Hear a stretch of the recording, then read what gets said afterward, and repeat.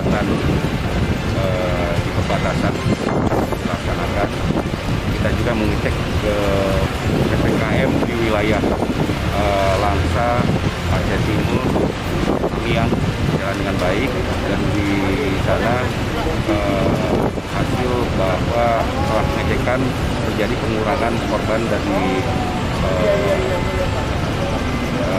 dari yang COVID-19 karena cekatan daripada kekompakan dari tim Satgas dan masing PPKM.